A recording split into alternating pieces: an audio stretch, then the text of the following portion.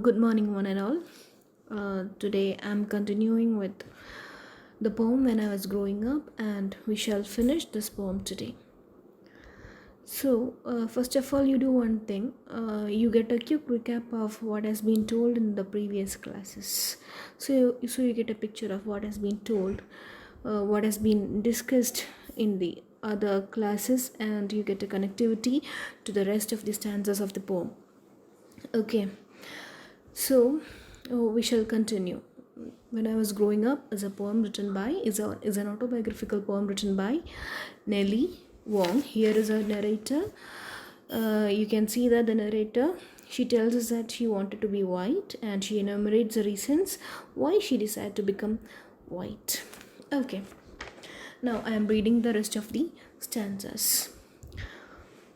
When I was growing up, and a white man wanted to take me out, I thought I was special, an exotic gardenia, anxious to fit the stereotype of an oriental chick.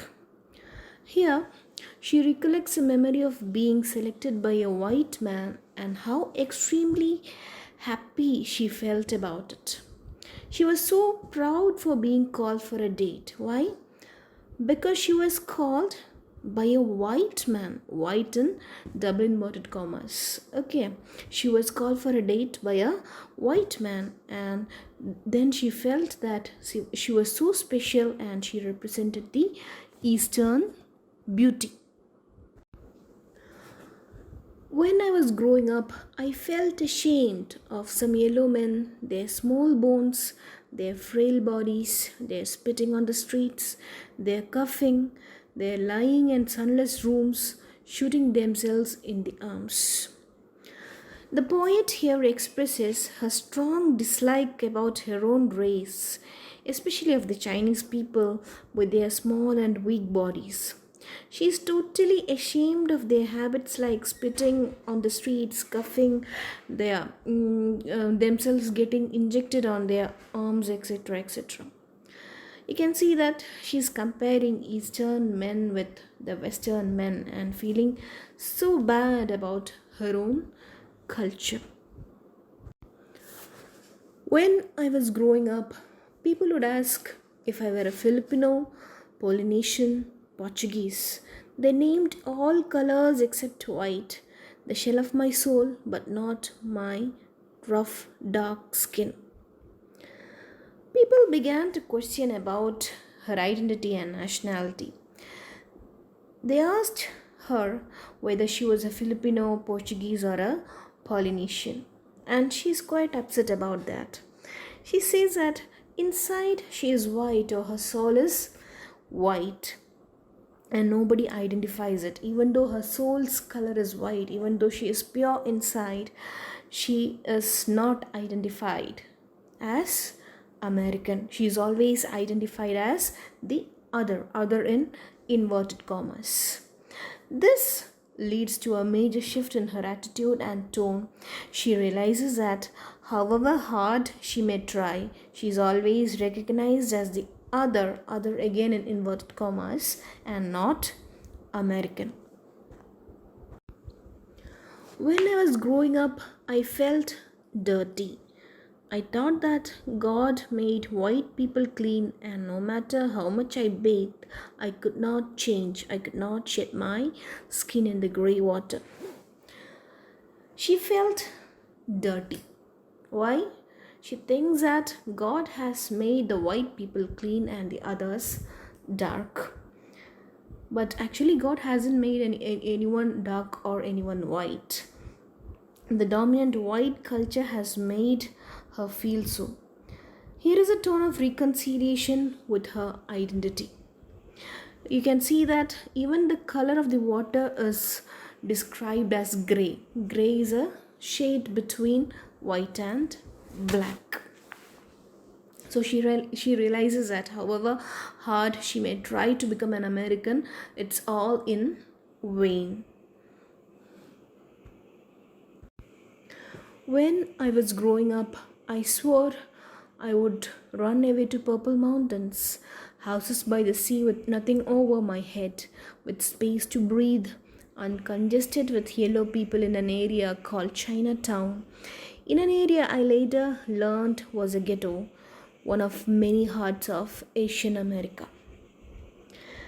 Here, towards the end of the poem, we can see that the poet Nellie Wong, she accepts the reality. She says that she wants to go back to her Chinese ethnicity. She wanted to run to the Purple Mountains and to live in the houses by the sea with nothing over her head and with space to breathe and uncongested with yellow people. And she wants to live in the area which is known as Chinatown.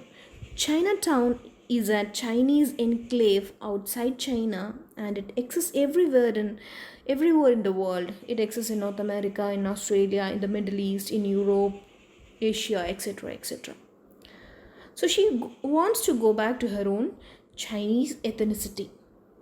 She wants to go to Chinatown. She accepts her Chinese heritage and culture. She realizes the value of her culture and heritage. She wants to run back to her homeland where she can breathe freely. And ghetto. What do you mean by a ghetto? Ghetto is a place where a minority group of a city are living.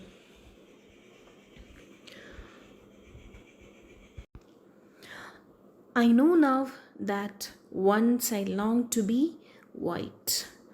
How many more ways, you ask? Haven't I told you enough? Here you see a poet who is completely reconciled with her situation. She now knows that one does not have to be white to be successful, beautiful, or desirable. There is a transition and self-realization as she discovers her ethnic identity.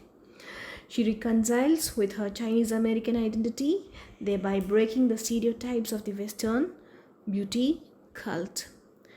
Now, let me summarize all the stanzas which I have taken today. So, Nellie Wong, she happily recollects the memory of being selected by a white man. She says that it made her feel special and precious. She started believing that she represented the Eastern beauty. She compares her own people, that is, Chinese men in particular and men from East in general, to white men and feels that she is ashamed of her own people for their uncultured ways and habits. She then moves on to talk about the insensitivity of people who take her identity for granted. They call her Portuguese, Polynesian, and Filipino without the slightest concern for her feelings. All these lead to a major shift in the poet's attitude and tone. She understands that however hard she may try, she is always the other in inverted comma. She's always the other for the whites. She accepts her ethnic identity and breaks the American stereotype of beauty. She yearns to run to her homeland where she can breathe freely and be her own self. Now, to conclude, some things about the what you call the structure of the poem. As I told you, the poem is written in the past tense, and the noticeable features are the intended stanzas and the little usage of capitalization. We also find rhetorical questions, imagery, and repetition. Haven't you seen a particular line is repeated very often in this poem? Which is that line? When I was growing up. So I am winding up. If you have any doubts, please be free. Please don't be hesitant to ask any sort of questions. You can ask me all kinds of doubts that you have. Okay. So thank you.